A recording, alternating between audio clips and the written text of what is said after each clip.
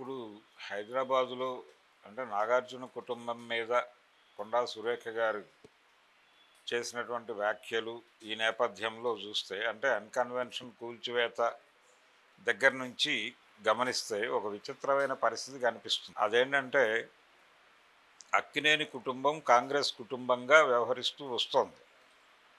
రెండోది, హైదరాబాద్కి సినిమా పరిశ్రమ తరలింపు అనే కార్యక్రమంలో మొదటి అడుగు వేసిన కుటుంబం కూడా అక్కినేని కుటుంబమే. అక్కినేని నాగేశ్వరరావు గారు ఒక అగ్ర హీరోగా ఉంటూ ఆయన మెడ్రాస్ నుంచి షిఫ్ట్ అయ్యి హైదరాబాదులో మకాం పెట్టి నాతో సినిమాలు తీయదలుచుకున్నటువంటి నిర్మాతలు ఎవరైనా ఇక్కడే షూట్ చేయాలి అనే నిబంధన విధించిన తర్వాతే సినిమా పరిశ్రమ ఎంతో కొంత ఇక్కడికి వచ్చేటువంటి పని మొదలైంది, ఒక యాక్టివిటీ. ఆ తర్వాత సినిమా పరిశ్రమకు సంబంధించినటువంటి ఇన్ఫ్రాస్ట్రక్చర్ హైదరాబాదులో రూపకల్పన చేయటం వెనకాల కూడా అక్కినేని కుటుంబం పాత్ర తక్కువేం కాదు. అలాగే మొదటి నుంచి కూడా ఈ కుటుంబం కొంత కాంగ్రెస్ అనుకూలంగా వ్యవహరించడం మనకు తెలుసు. అంటే సంజీవ్ రెడ్డి గారితోనూ, బ్రహ్మానంద రెడ్డి గారితోనూ, అలాగే పివి నరసింహారావు గారితోనూ, జలగం వెంగళరావు గారితోనూ, చెన్నారెడ్డి గారితోనూ, వీళ్ళందరితోనూ సన్నిహిత సంబంధాలు పరిచయాలు ఉండేవి. నాగేశ్వరరావు గారికి సాన్నిహిత్యం ఉండేది.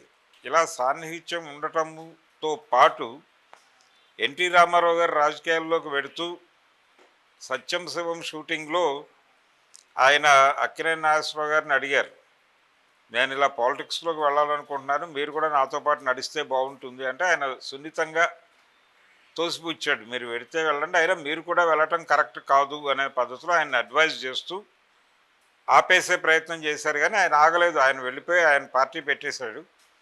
కానీ ఈయన సుముఖత వ్యక్తం చేయలేదు అందులో చేరటానికి, ఆయనతో పాటు నడవటానికి.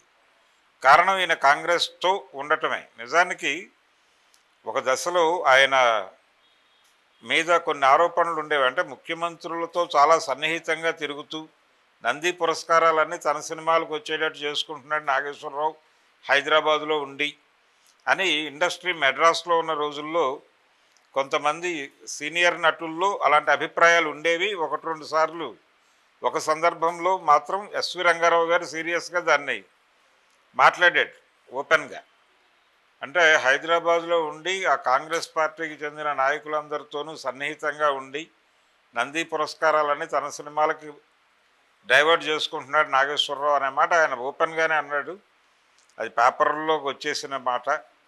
వచ్చిన తర్వాత ఆదుర్తి సుబ్బారావు గారు వెళ్ళి మాట్లాడి అది కన్విన్స్ చేసి ఆయనతో ఆ మాట ఉపసంహరణ చేయించాడు ఆయన. అంటే ఇది ఏ కాంటెక్స్ట్లో జరిగిందంటే, సుడిగుండాలు సినిమా, చదరంగం సినిమా రెండు నంది పురస్కారాలకు పోటీ పడ్డాయి. సుడిగుండాలేమో అక్కినేని ఆదుర్తి నిర్మించినటువంటి సినిమా, చదరంగమేమో ఆయన ఎస్వీఆర్ డైరెక్ట్ చేసిన సినిమా. ఆయనే ప్రొడక్షను, ఆయనే డైరెక్టర్ కూడా. అక్కడ ఆ రెండింటి మధ్య జరిగిన పోటీలో సుడిగుండాలకి బంగారు నంది వెళ్ళటం దగ్గర వచ్చినటువంటి చిన్న తేడాతో ఆయన మాట్లాడిన మాటలు, దాన్ని ఆదుర్తి సుబ్బారావు గారు వెళ్ళి సుడిగుండాల సినిమా చూపించి ఆయన కన్విన్స్ చేశాడు. ఆయన కూడా కన్విన్స్ అయ్యాడు. కన్విన్స్ అయ్యి సారీ అన్నాడు. అంతగా కాంగ్రెస్ పార్టీ మనిషి అక్కినేని నాగేశ్వరరావు అనే ప్రచారం ఉండేది బలంగా. ఒకానొక సందర్భంలో ఇంకొక సినిమా నటుడు అనధికార పిసిసి అధ్యక్షుడు అక్కినేని నాగేశ్వరరావు గారు అనే మాట కూడా అనేశాడు. ఆ లెవెల్లో ఆయన కాంగ్రెస్ మనిషిగా ప్రపంచానికి ఒక బిల్డప్ ఉంది. అలాగే 89లో తిరిగి రామారావు గారు గెలిస్తే ఏమిటి పరిస్థితి అంటే, అన్నపూర్ణ స్టూడియోస్ లోపల టింబర్ బోర్డు పెట్టి ఒక వివాదంలోనూ కేసులోనూ ఇరుక్కున్నటువంటి సందర్భం ఉంది అక్కినేని గారి జీవితంలో. ఆ సందర్భంగా 89లో రామారావు గారు ఓడిపోయారు. ఒకవేళ గెలిచుంటే ఏంటి పరిస్థితి అని అడిగితే ఒక ఇంటర్వ్యూలో నాగేశ్వరరావు గారిని, ఏముంది సుప్రీంకోర్టు దాకా వెళ్ళేది కేసు, నాకు ఢిల్లీ చూపించుండేవాడు ఆయన అన్నాడు ఆయన క్యాజువల్గా. అంత ఇది ఉండేది, అలా ఉండేవాడు ఆయన. అంటే కాంగ్రెస్ మనిషిగా ఆయన ఫోకస్ అయ్యాడు. అలాంటి ఒక ట్రెడిషనల్ కాంగ్రెస్ ఫ్యామిలీ మీద రిపీటెడ్గా దాడులు జరగటం అనేది ఎలా అర్థం చేసుకోవాలి అనేది ఒక యాంగిల్. ఎన్కన్వెన్షన్ వ్యవహారంలో ఆయన ఏమీ పెద్దగా స్పందించలేదు. అంటే వ్యతిరేకంగా ఓపెన్గా స్పందించలేదు. ఆయన ఇంటర్నల్గా ఏమన్నా బాధపడ్డారేమో అది పక్కన పెడితే బహిరంగ వేదికల మీద ఆయన ఎక్కడా కూడా దాన్ని షేర్ చేసుకునే ప్రయత్నం చేయలే. తను పద్ధతిగానే వ్యవహరించాడు. అలాగే అక్కినేని వెంకట్ గారు కూడా చాలా సిస్టమేటిక్గా వ్యవహరించాడు. దాని గురించి మాట్లాడాల్సిన సందర్భాల్లో ఆయన 2-3 ఛానల్స్కి ఇచ్చిన ఇంటర్వ్యూల్లో కూడా అక్కినేని గారి జన్మదినం సందర్భంగా ఆయన కొన్ని ఛానల్స్కి ఇచ్చిన ఇంటర్వ్యూలో కూడా ఈ విషయాన్ని చాలా సిస్టమేటిక్గా మాట్లాడాడు. ఆయన అక్కడ ఎవరిని హర్ట్ చేసే పద్ధతిలో వెళ్ళలేదు. ఆ గౌరవం ఇస్తూనే వచ్చారు. కాబట్టి వాళ్ళకి దక్కింది ఏమిటి అంటే ఇది పరిస్థితి ఇప్పుడు. అంటే ఒక మంత్రి గారు నేరుగా నాగార్జున్ని అంత చౌకబారు మాటతో కామెంట్ చేయటం అనేది డెఫినెట్గా ఇబ్బంది పెట్టేటువంటి అంశమే. అంటే తన పార్టీకి చెందినటువంటి కుటుంబం మీద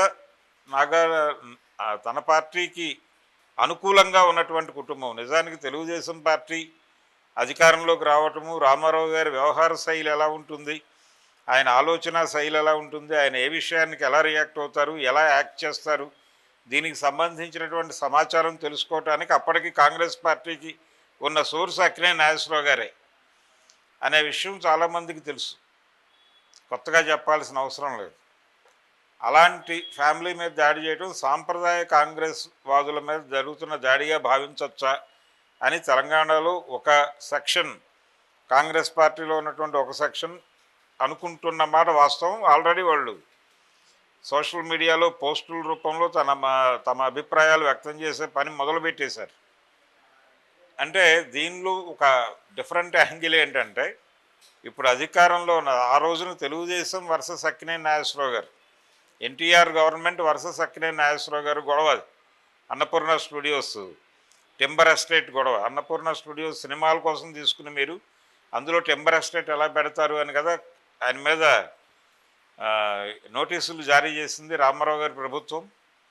కాబట్టి ఇప్పుడు అధికారంలో ఉన్నది అంటే రేవంత్ రెడ్డి గారు కాంగ్రెస్ మనిషి కాబట్టి కాంగ్రెస్ ప్రభుత్వం అనుకుంటున్నారు, కానీ ఇది టీడీపీ నడిపిస్తున్నటువంటి కాంగ్రెస్ ప్రభుత్వం కాబట్టే నాగార్జున కుటుంబం మీద ఈ దాడి జరిగింది అనేటువంటి ప్రచారం ఒకటి జరుగుతోంది ప్యారలల్గా.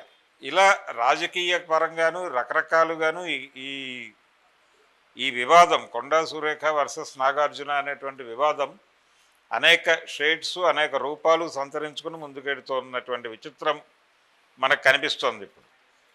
అంటే ఎలా స్పందిస్తారు, ఎలా ముందుకు వెడతారు, ఈ కేసును ఎలా పరిష్కరించుకుంటారు, వాళ్ళకు ఉన్నటువంటి పెయిన్ని ఎలా డైజెస్ట్ చేసుకుంటారా, లేకపోతే ఎలా బయట